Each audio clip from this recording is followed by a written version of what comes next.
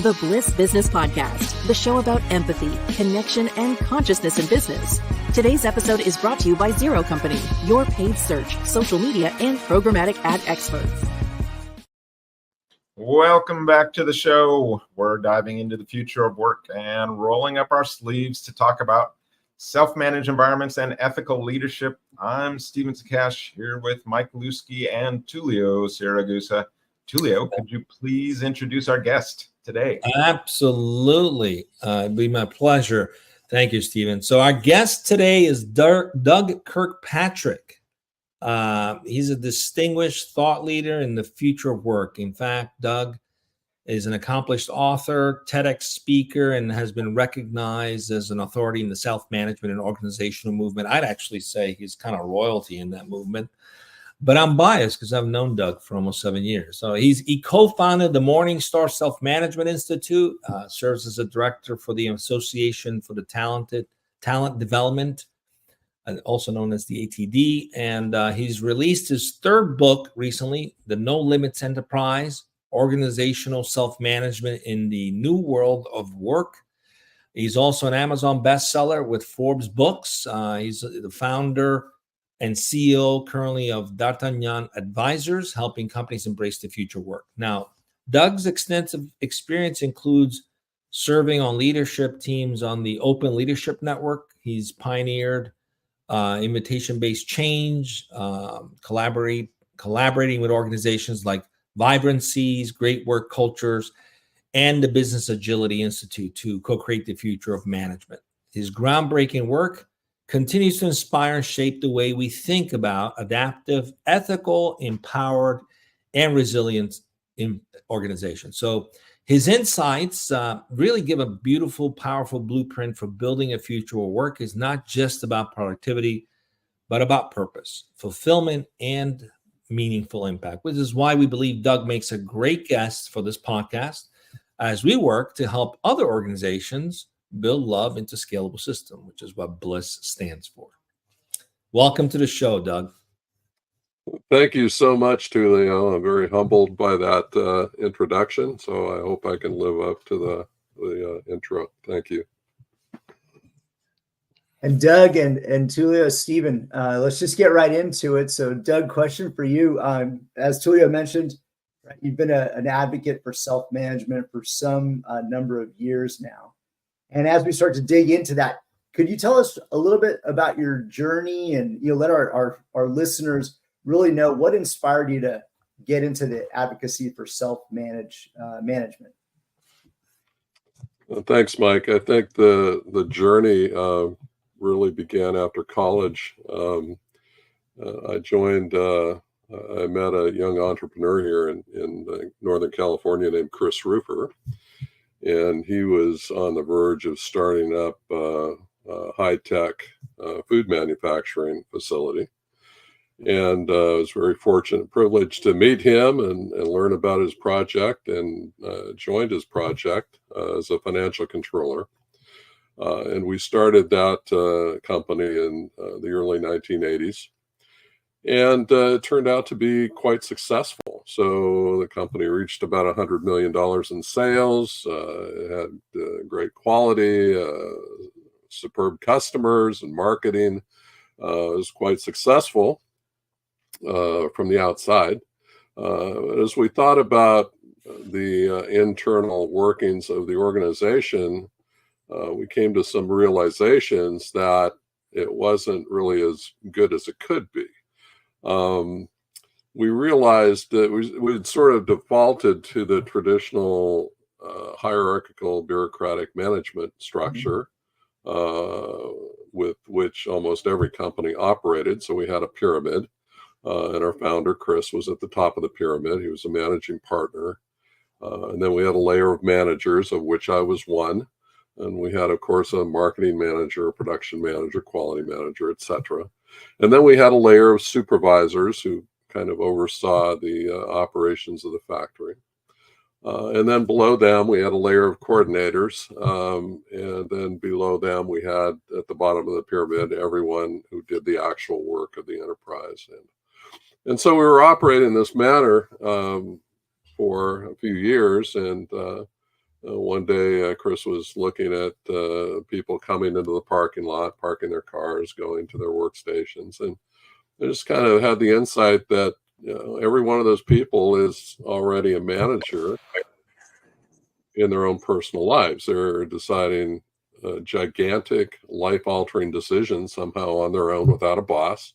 Sure. Deciding who to date, who to marry, what to do for a living, whether to buy a house or have children or whatever. Somehow they make all these gigantic decisions without a boss. And so that begs the question, if people know what to do at work and how to do it, why do they need a boss, a human boss? And then one day he was signing checks. Our founder was signing checks. The way checks were generated is that a supervisor would order a piece of equipment, for example, with a purchase order, and then we'd receive the equipment, we'd have a receipt, and then an invoice would come in the mail, and then a clerk would match the documents together and produce checks for him to sign. One day he was signing checks, came to one particular check for a piece of machinery, a pump, and realized that, I'm adding zero value to this process. In fact, it's probably negative value because it's an opportunity cost, preventing me from doing more work. Yep. So you brought the stack of checks down to me and asked me to sign the checks. And I said, yeah, sure, of course. And so he would be free to do the strategic work for which he was being paid. And so we just started collecting these insights that indicated, maybe there's a better way of working. So fast forward 1990, Chris had just left that original company, and he started working on a project called Morningstar.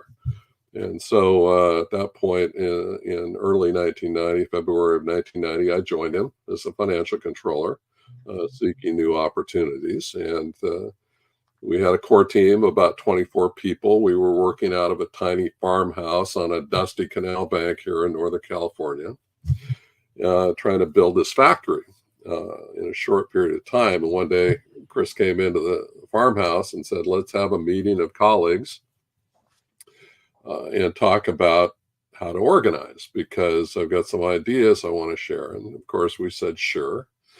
So we met at night in a double wide construction trailer out on the job site.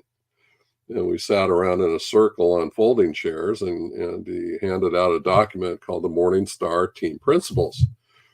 And the principles basically boil down to two things.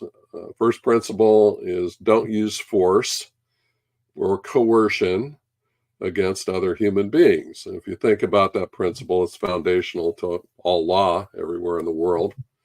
Every law against assault, battery, theft, burglary, kidnapping, murder, all the rest is predicated on that principle of no force. And the second principle was people should keep their commitments. If you say you're going to do something, you do it. And which principle is also foundational to law, especially contract law, which would mean nothing if parties didn't live up to their commitments. And so we discussed, the 24 of us, and debated and had dialogue for a couple of hours. And finally, we just looked at each other around the circle and realized we had no objections to these principles. They were pretty much self-evident. And so we adopted them as the governance of the enterprise. And so when we walked out of that trailer at 9 o'clock at night, we were a self-managed organization at that moment. And we had a lot of work to do. So this was March of 1990. And we had a factory to build. And so we had thousands of acres of tomatoes coming up out of the ground up and down the state of California for hundreds of miles. We had to hire hundreds of people to operate the factory and drive the trucks. We had vital equipment arriving on ocean cargo freighters out in the Atlantic Ocean waiting to go through the Panama Canal. And we had hundreds of contractors on the job site 24 hours a day, 7 days a week, constructing, fabricating, welding, pulling wire.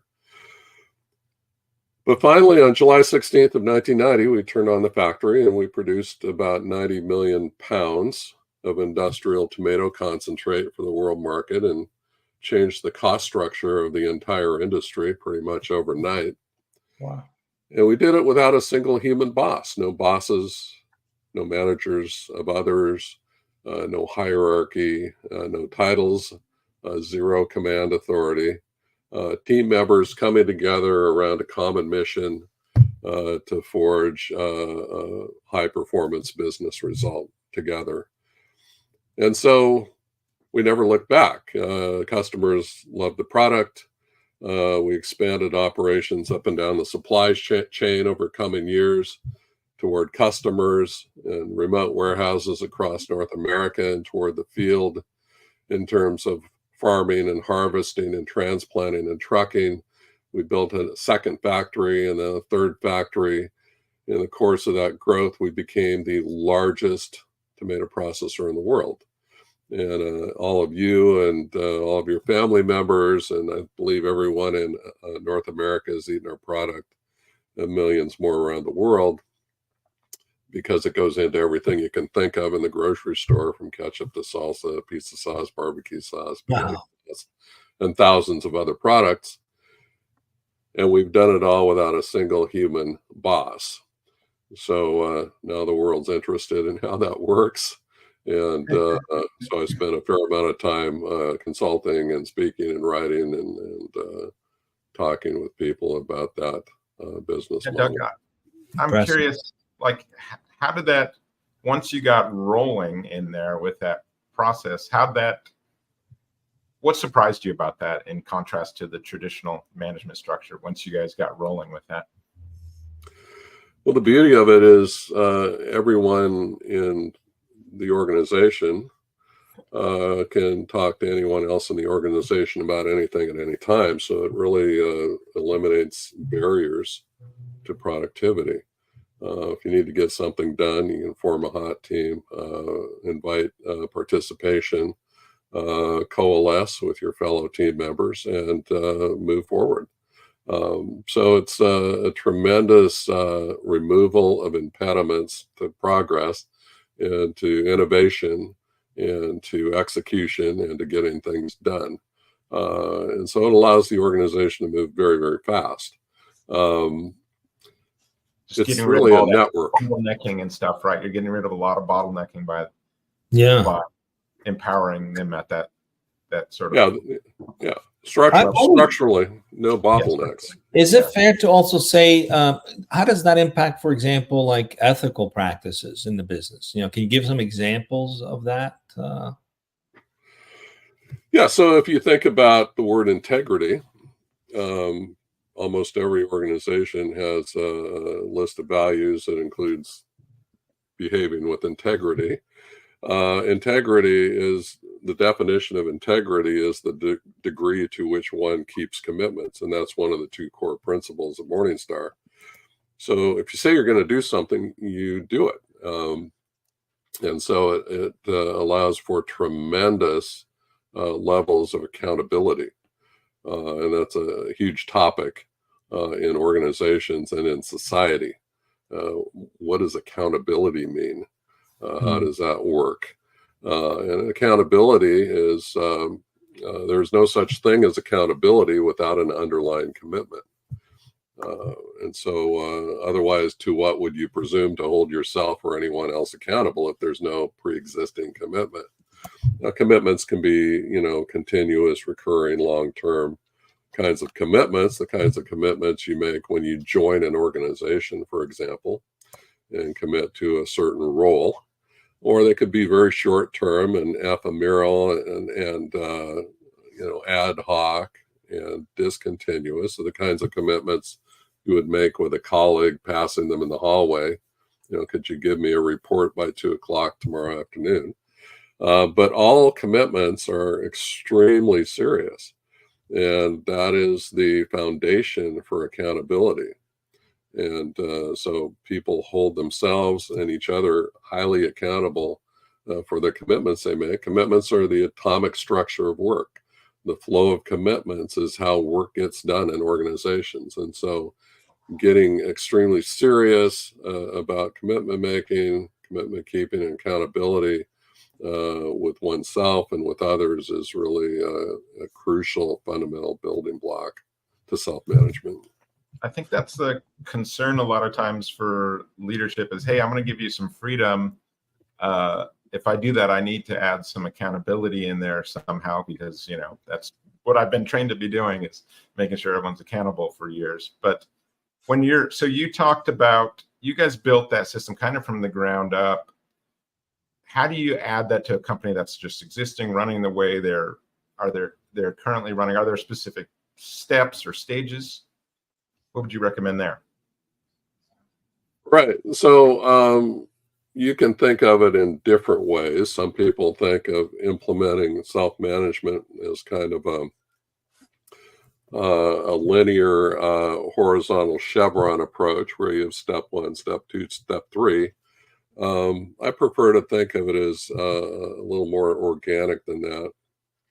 I think it's important that a top leader or leaders of an organization have to want to move to a freer, more autonomous, self-managed, yet accountable organization. And if you don't have that, you know, that's pretty tough to make a transition. Now, I do have a friend who ran a business unit inside a larger organization. She was with the Apollo Group, Stephanie Gloden, and she ran the IT and customer service group within the University of Phoenix, which is a larger organization, and had permission from her boss to experiment with self-management. So she had that kind of ability. And so they started a book club with their 10 leaders or so, and theorized a path forward to a desired future self-managed state, and then started conversations with the larger organization. And she said that it took her about 12 months, and they were completely successful in transitioning that business unit to self-management. And when I met with the leaders there, the 10 or so leaders, what they told me almost to a person is that adopting those core principles of self-management, don't use force and keep commitments, really was holistically beneficial. It not only benefited them in their work lives, it affected every other aspect of their lives holistically, their family lives, their civic and community lives. Every part of their lives got better as a result of embracing those two core human principles. Why? Because those are the most important principles of human interaction. They are to human beings what gravity is to physics. Imagine a world where everyone abandoned the use of force. We wouldn't need armies or navies or police or locks on our doors. And of course, that's not reality. We understand that's not realistic, but that's not really the point. The point is, the closer we approach that ideal state, the better off we are as human beings. The more space we open up for human happiness, for bliss, for harmony, for peace, prosperity, and high performance, and all the good things of life. Imagine a world where every single person always did what they said they were going to do. What an amazing world that would be to live in. And of course, we understand that's not realistic. That's not reality. But again, that's not the point. The point is, the closer we approach that ideal state, the better off we are as human beings, and the more bliss, happiness, harmony, prosperity, teamwork we experience at work and in life. So getting clear on these core principles is fundamental. To help with that, Doug, you know, many of our listeners, they're going to be very interested in wanting to hear more about these principles. So in your book, Beyond Empowerment, the Age of Self-Managed Organizations, kind of discusses, right, the shift from traditional management. So could you please give, you know, for the listeners, you know, what are some of those key takeaways that the leaders in the organizations can start to use to move towards more self-management? Yeah, I think it's important for leaders to, once they embrace the principles themselves, then there needs to be a way for them to invite the larger organization into adoption.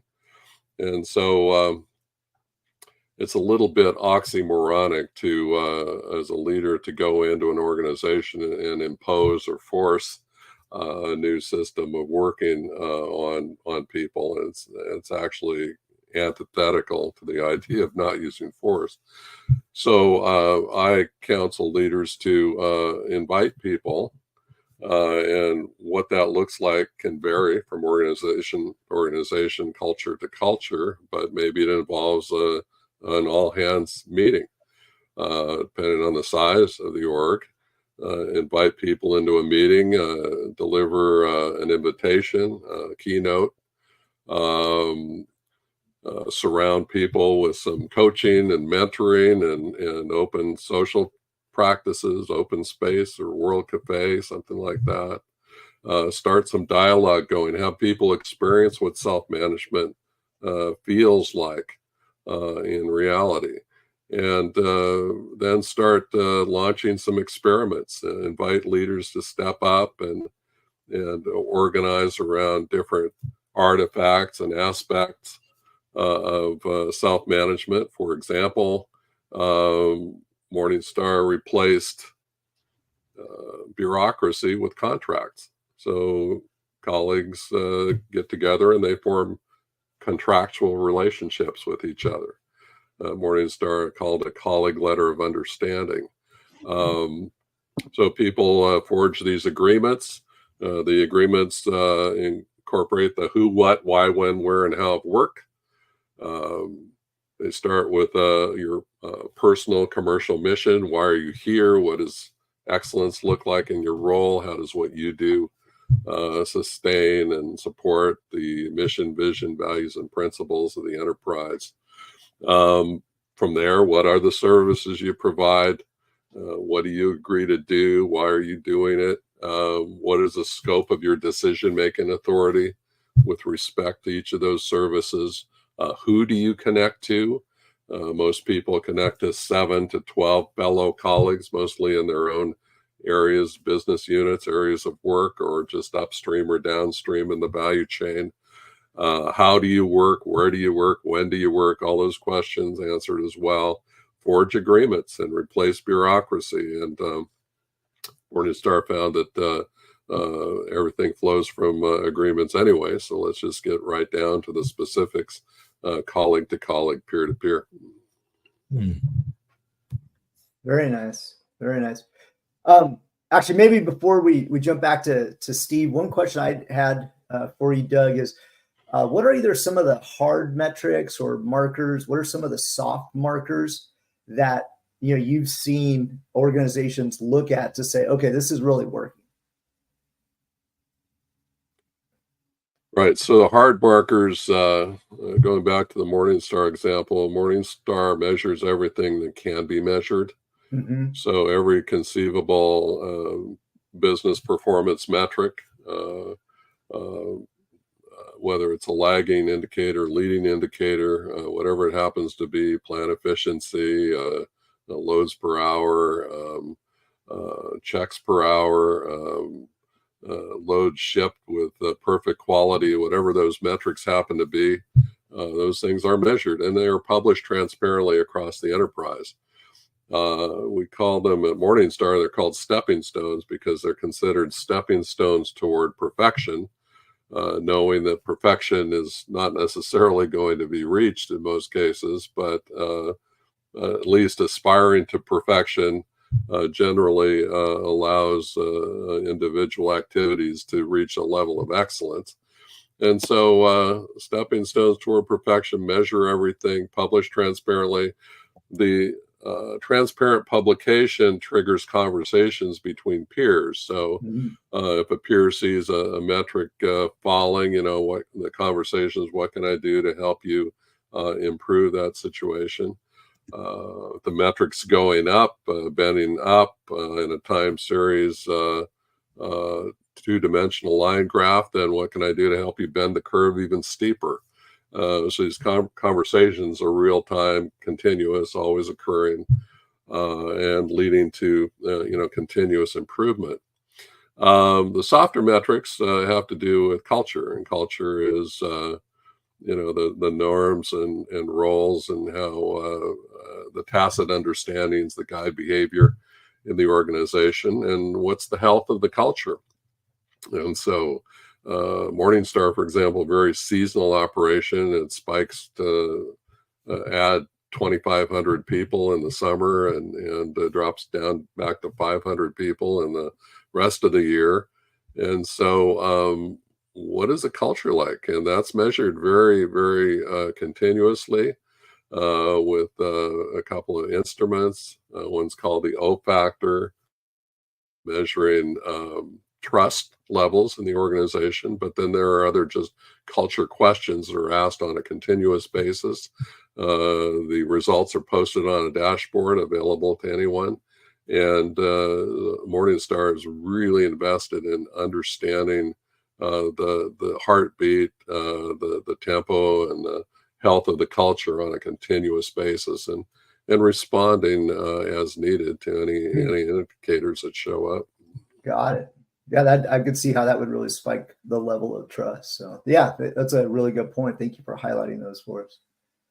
Doug, we touched on this just a little bit earlier, but I'm curious about it, is kind of the ripple effect that this can have, not just in the corporate environment, but outward, with families, community. How does the concept of self-management align with like the growing emphasis on corporate social responsibility and sustainability? Well, I'd like to think it's highly aligned, maybe even perfectly aligned, because it's how people live their lives outside of work. Everyone's a self-manager outside of work. We all are, and we're all making. Management per se is not rocket science. Management is simply planning, organizing, controlling, selecting, and coordinating. That's the definition going back hundreds of years. So. Planning is strategy, thinking ahead, having a vision of the future. Organizing is leadership.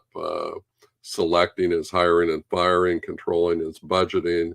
Coordinating is teamwork. We all do that all the time. So everyone's a self-manager. This is totally aligned with life outside of work. And so bringing it into work is just increasing the degree of alignment with the way we all manage ourselves already.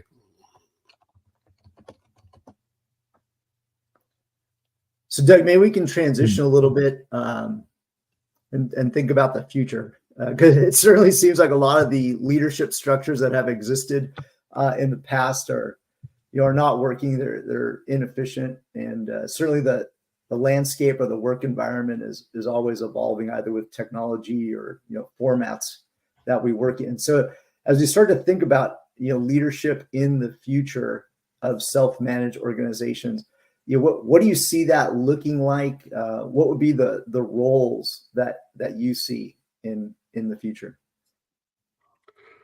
I think everyone can and should be and can be a leader. Leadership is really four things. And I learned a lot about leadership from my best friend, Dr. Peter Kestenbaum. Peter Kestenbaum is just turned 96 years old. He, until recently, lived in Carmel, California, where I went to visit him whenever I could. But he wrote some of the most amazing books and tracts and articles on leadership the world's ever seen. He grew up in Nazi Germany. He came face to face with Adolf Hitler on parade in Berlin as a child. Parents fled the Holocaust, and he grew up in Caracas. He went to Stanford when he was 16 years old. Ended up with a PhD after he got his master's in philosophy from Harvard. He got a PhD from Boston University. He taught at San Jose State for about 34 years. He was voted the best professor in the state of California. But he is the greatest leadership philosopher I think the world's ever seen. He wrote an excellent book called Leadership, the Inner Side of Greatness. So leadership starts with courage. Aristotle said courage is the essential leadership characteristic because it's a leadership attribute that makes all other leadership attributes possible. So what is courage? It's your inner will. It's your inner strength, your inner resilience, your ability to take a stand that's not popular, your ability to defend people who aren't in the room, your iron will, your steely resolve, your willingness to do things other people aren't willing to do. And courage is fueled by anxiety, and we all feel anxiety, all of us. If we don't, there's something wrong. Anxiety is the inner voice that says, you really should do something about this situation. You should have this tough conversation. You should step up and to the breach and handle this circumstance. Anxiety is the gasoline, the fuel cell for courage. And so Peter has a model he calls the leadership diamond. And so if you think of a diamond shape with a point at the bottom, courage is at the bottom. That's a starting point for leadership. And then you go to the top of the diamond. The top of the diamond is ethics. And so what is ethics? Well, ethics is caring, kindness, compassion, nurturing, support, encouragement, and empathy. It's about other people. So if your courage is your inner will, about your inner strength, your inner self, ethics is about other people. That's the top of the diamond. And so ethics is the caring piece, the heart piece, the bliss piece. It's also about right and wrong. We don't lie, cheat, and steal. We tell the truth. We keep our commitments. We show integrity and all the rest. So there's the two-faceted aspect of ethics, very important. And the space between courage and ethics is what Peter calls a polarity. It's a tension that individuals have to manage at all times, and we can't escape those tensions.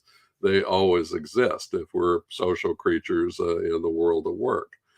And so that leaves two sides of the diamond. The left side is reality. So leaders need a sharp sense of the current state. What is reality? What are the constraints with which I am faced, with which I have to operate? What are my boundaries? It's also about what are my opportunities? What is the sky toward which I can reach? It's also about understanding clearly your own state, your own inner emotional state, your own mindfulness, your own concerns and questions and hopes and dreams. And it's also about your fears. And it's also about understanding the emotional states of the people with whom you're working. And what are their fears? What are their hopes? What are their dreams? So what's reality? What's the terrain upon which I'm standing, upon which I'm operating? Am I clear about that? It's having zero illusions about life. So that leaves one side, the right side of the diamond.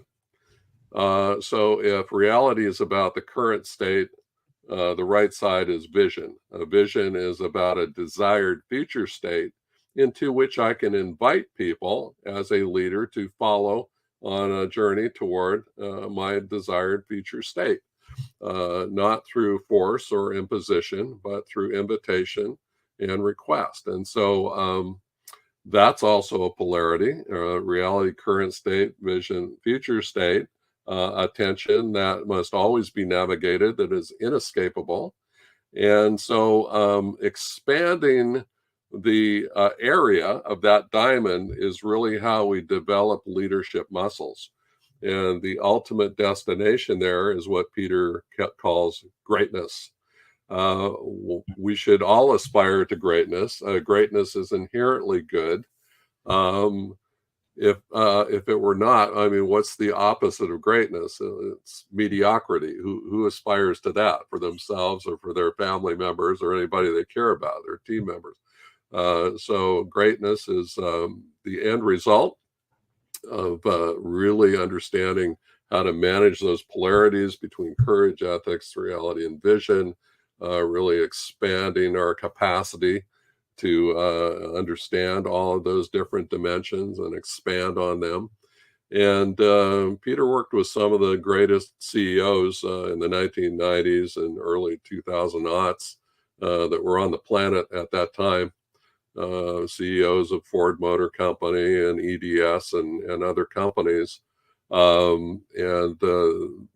got through some really significant whitewater as a result of his coaching and mentoring and his teaching. And so he's been a great mentor for me. I've written articles about him. He's actually my best friend. I just saw him a couple of weekends ago. And he's a tremendous resource for understanding leadership in the world. Everybody can be a leader. It's amazing. It's so logical, yet so purposeful. Everything you've talked about is very purposeful. It's unlike traditional management, where it's just about sort of following this practice and moving things forward. Most of the time, it doesn't have purpose. I'd be curious, what role does being purposeful or having purpose play in mitigating the influence of traditional management practices, and as well as how can you foster a sense of purpose amongst employees? What have you seen work? Because you're talking about being purposeful in everything. And as we know, traditional hierarchy, fiat their only purpose is just to maximize profits, right? So not a very good purpose we've seen. Right. That is so true. What I love about self-management is that it gives individuals the autonomy to craft a personal commercial mission that particularly resonates with them as an individual. It also gives them the freedom and autonomy to provide leadership, to become leaders. And in this self-managed ecosystem, people become leaders naturally. They earn the mantle of leadership through trust, respect, and communication because there are no titles. No one is anointed or appointed as a leader. No titles, no command authority. No one can tell another person what to do. Everything is accomplished by request and response. No one has any unilateral authority to fire anyone, for example. So earning that mantle of leadership through trust is a huge deal. It's called natural leadership, and natural leadership is stronger, better leadership. If I can just issue commands with the expectation my commands will be obeyed as a result of my status in the hierarchy and my title, then that's actually not really leadership. That's just telling people what to do. So we've got the autonomy to become a leader, and everyone that's interested can take advantage of that. I think that's a huge part of it.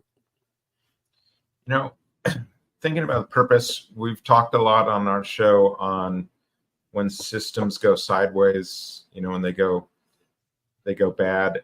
I think a lot of times it's that higher purpose is, like Tullio alluded to, is, you know, it's related to just profit, right? That's the sole purpose. And so people will do things in pursuit of that, you know, that run over ethics and things that we've talked about. But another area that we see where systems break down is in sort of transparency, like someone's covering some of the whistleblowers or something, or, you know, I guess you wouldn't have to have whistleblowers in this kind of structure that we're talking about, right? Because there wouldn't be that force issue, I guess, at play. Maybe talk about a little bit about like the importance of that transparency, you know, and communication in these self-managed sort of structures, especially in regards to like the ethics. Right. So everyone is free to, as I mentioned earlier, free to discuss anything with anyone else at any time. And so structurally speaking, there are no barriers to communication anywhere in the network.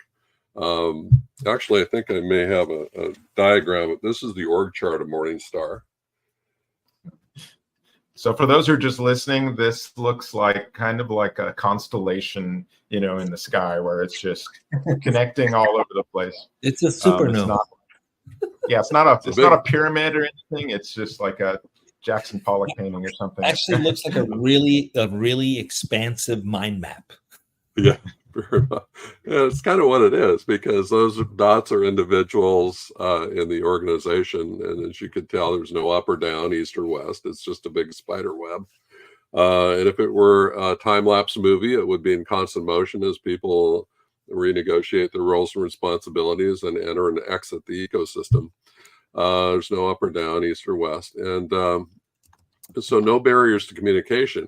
Having said that, there is free will. And so if individuals who are recipients of vast amounts of information, as I mentioned earlier, as stepping stones, KPIs, and able to talk to anyone at any time in the network, if they choose not to act on a piece of information, not to discuss an integrity issue with a colleague or a performance issue with a colleague, or just provide feedback or advice or counsel or anything else, then that's their choice. They've exercised free will, and they've chosen to tolerate or ignore whatever it is that they've observed or learned.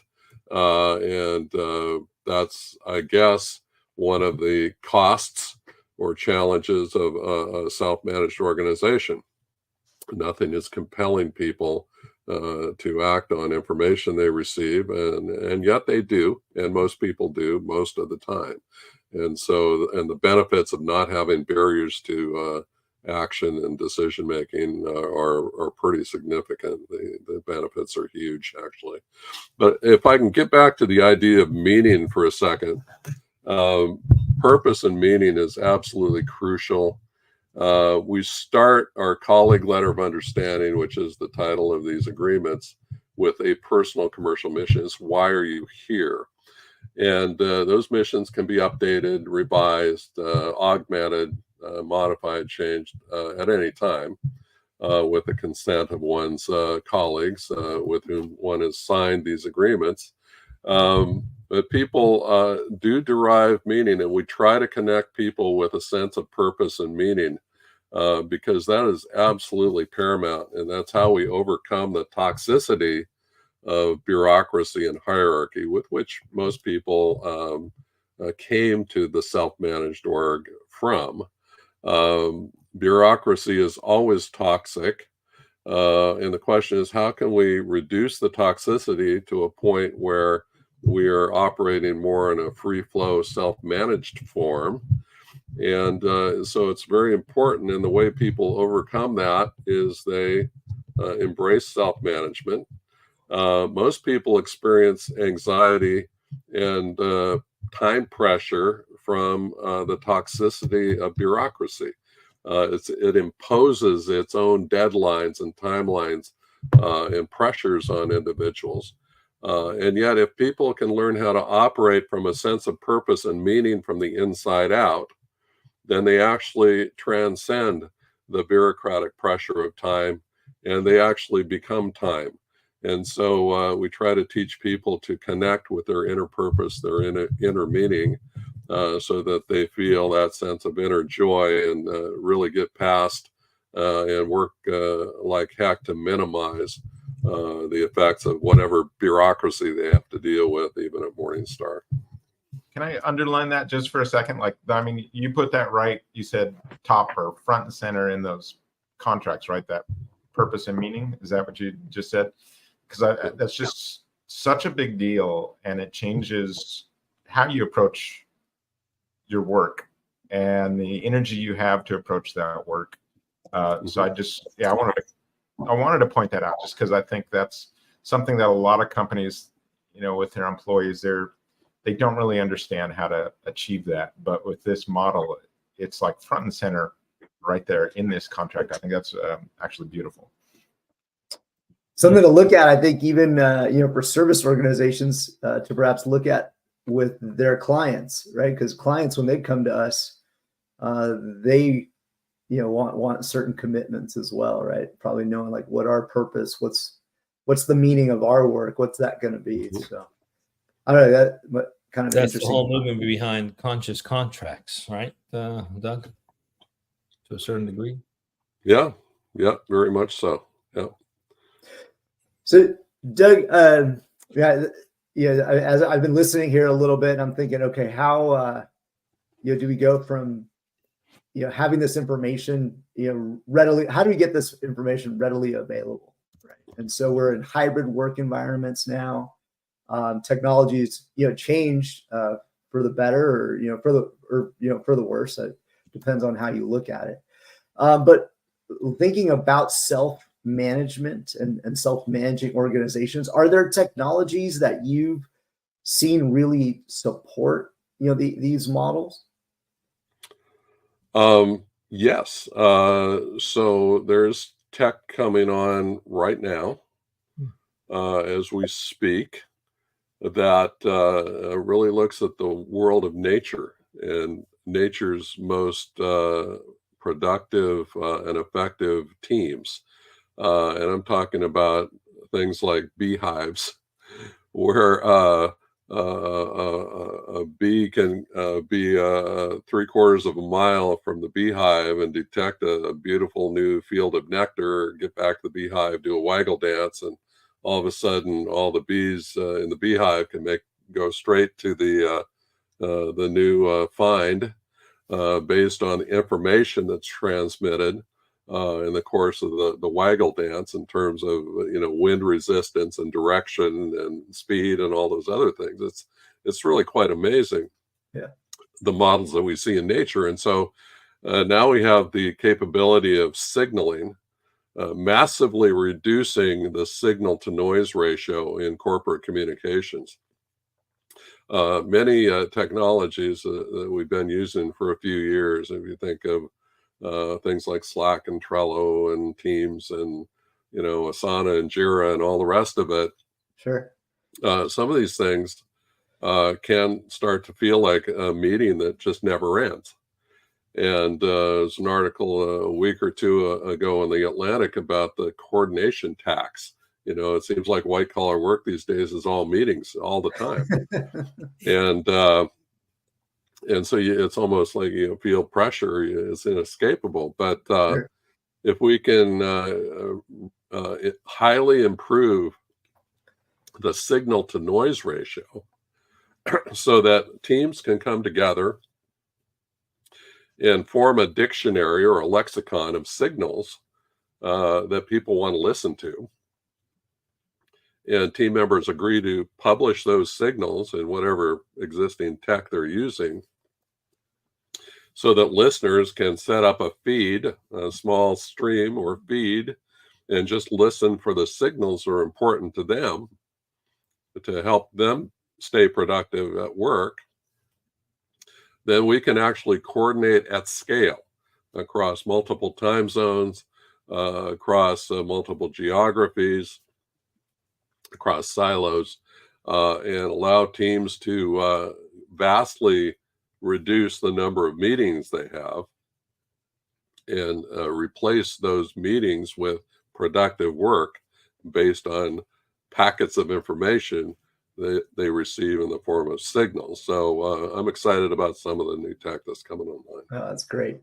I am too. I'm excited about it too. Well, as the father of yeah. two teenagers, right? They're being called the anxious society. So maybe to Doug's point, they're going to have a lot of anxiety to try to fix this place. Right. But hopefully, that technology will help them use that anxiety for good. Yeah, Doug, turn it into courage. Doug, we talk a lot. We talk a lot on this show about concepts like empathy and love in the place of business strategies and cultures. What do you say to people who think that love doesn't belong in the workplace? Yeah, I think that's heartbreaking to hear that idea. Yeah, I mean, Ed Schein wrote the book Humble Leadership a few years ago, and he just passed away recently. But the idea of humble leadership is that everyone should forge relationships with their colleagues that are beyond transactional, that are actually bonded relationships, where you care enough. You don't have to hang out every weekend together, but you care enough about each other that you know each other well enough and each other's personal lives well enough that you have a deep sense of care and you want to work together and get good work done. When I was a new employee at my first company with Chris Ruffer, we had a meeting of the managers, and he actually posed that question. I think he just read In Search of Excellence by Tom Peters, and he was excited about that book. And so he said, well, what does work have to do with love? And I just remember myself and my fellow managers just being like totally, becoming totally dumb and unable, we couldn't come up with, we don't know. We couldn't answer the question.